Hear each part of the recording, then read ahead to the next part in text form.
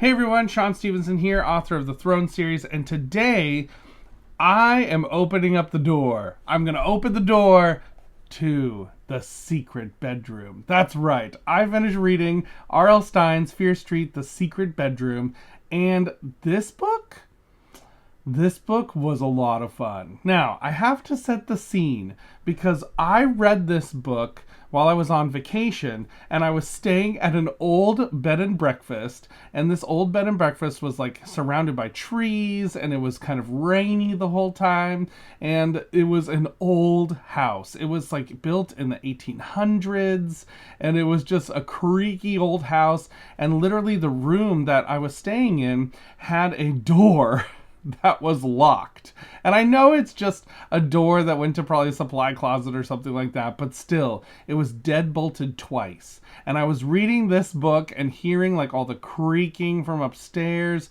and just wondering like what could that creaking be? It's just got to be the wind, and it's got to be a footstep from someone else staying at the bed and breakfast. Like, that can't be anything else, can it? Anything spooky?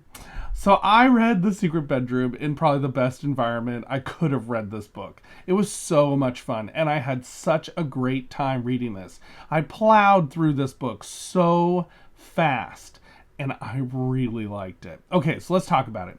So this is another entry in the Fear Street series, and I am going to say, I'm starting to see that a lot of these books are new person moves to town, and new person investigates old house on Fear Street. So new person comes across something creepy or someone creepy.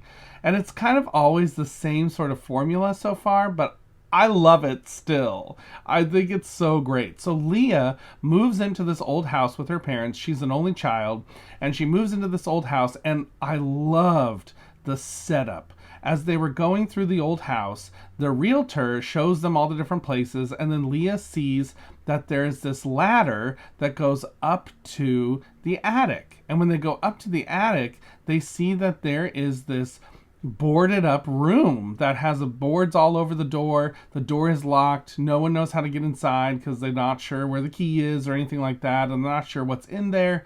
And the realtor tells them a creepy story that once, a long time ago, supposedly someone was murdered in that room, and it was boarded up and left that way ever since.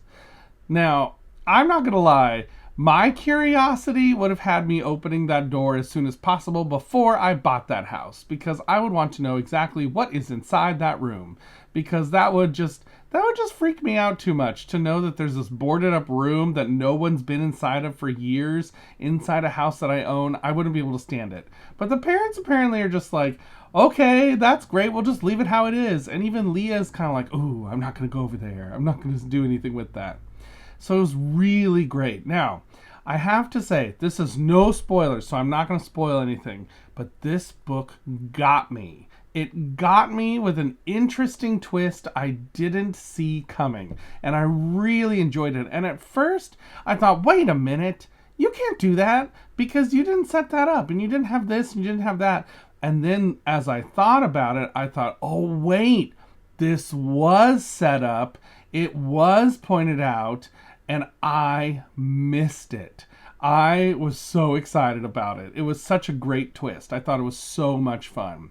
And this one has a supernatural element to it, which I will say, I think this is I read another Fear Street book that had a slight supernatural element to it, but it was very small and very in the background of what was happening. This is the first Fear Street book I've read that had an overt supernatural element, and I really enjoyed that. I thought it was a lot of fun.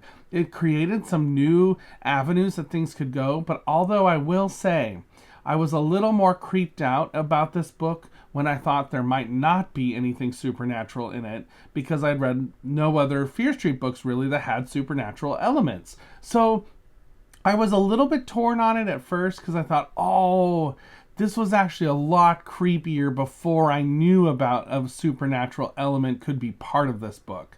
But then when the supernatural element was introduced, I thought it was a good element and was a lot of fun and very spooky, but in a different kind of way. So ended up really enjoying it. Now, Leah is an interesting character, and I will say there's a little bit of confusion about her and what happens to her near the end of this book.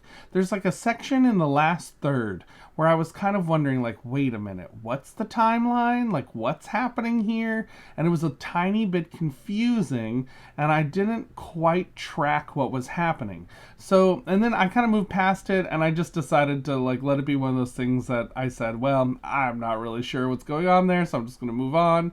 But Leah's character, she's interesting. She wants to be liked by everybody. She has run-ins with the popular kids at school. There's a boy that she kind of likes, but this book is not as much focused on Leah's character as much as the situation she finds herself in, which is kind of interesting. She doesn't exactly grow through the situation or change because of it, but she has more of like a environmental situation that's around her. I'm trying not to give any spoilers. So that kind of like traps her and keeps her in this one spot and kind of is the whole defining moment for her character, which I kind of feel like it's not really character growth. It's more just a situation that any person could be in, but she doesn't really change because of it. She really does stay the same, and I thought that was kind of interesting.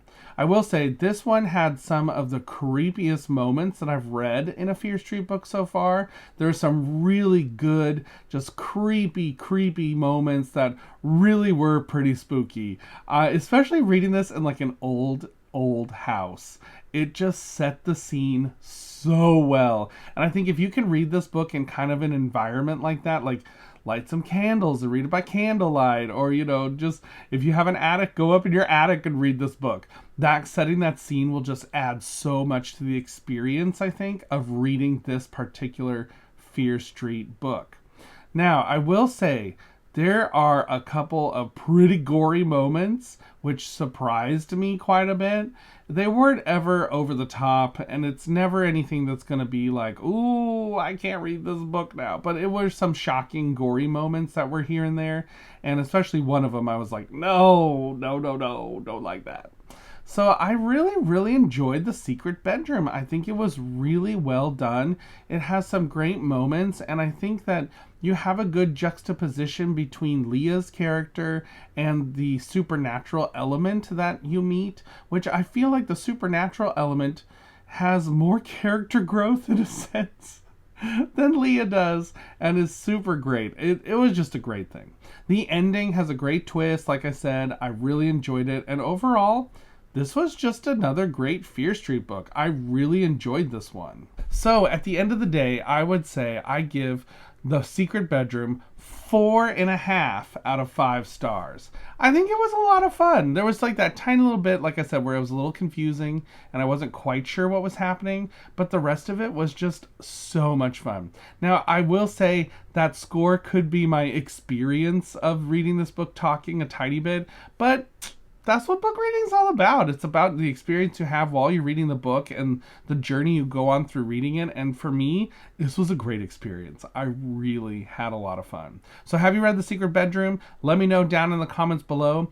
And until next time, everybody, keep reading. Bye.